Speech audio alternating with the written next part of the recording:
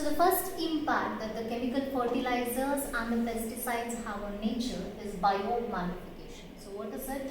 Suppose in case these pollutants remain on the crops which enter the food chain and gets accumulated in the organism and reaches the topmost trophic level that causes diseases. Now as I told you, in the topmost trophic level it would reach the concentration of the pollutant would be the highest. And the second impact I've already mentioned it to you, that is they are non-biodegradable, causing a lot of hazards on the environment. The next reason is they can also lead to water pollution.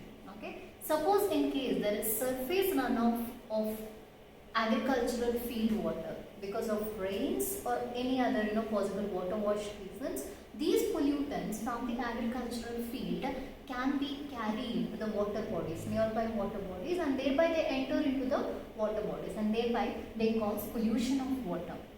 And here you need to note that these pollutants, once they enter into the water, they can also enter into the aquatic life, leading to biomagnification in aquatic media too. The next impact is pollution of soil.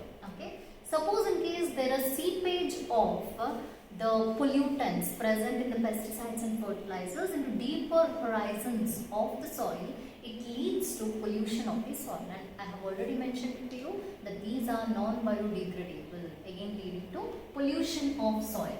The next impact, okay, suppose in case these pollutants, okay, the chemicals present in the pesticides and fertilizers are volatile, okay, they tend to be evaporated. Okay, these volatile chemicals, they evaporate into the air and can be drifted by wind. They can be carried by wind by a process called pesticide drift. Okay, this process is called pesticide drift, and this particular process tends to carry the pollutants. It spreads out the pollutants to different areas. Okay, the next impact is pesticides in soil or even the fertilizers that are present in the soil interrupt with nitrogen fixation of the plants. Nitrogen fixation is one of the very important process that needs to be happening in plants. So you can see that these chemicals, they can hamper or obstruct the nitrogen fixation in plants, and can also lead to the death of pollinators like bees. Bees are very essential birds and also enter into the aquatic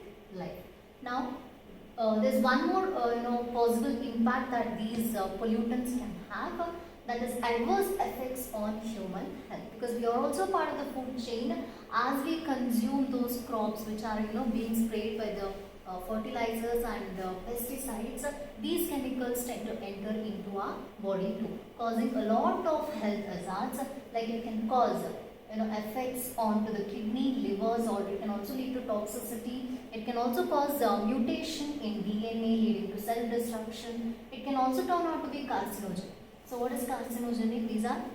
It can also cause cancer.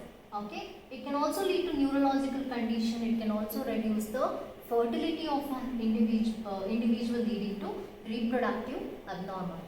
Okay, so these are the impacts, the negative impacts the pesticides or fertilizers can have on nature.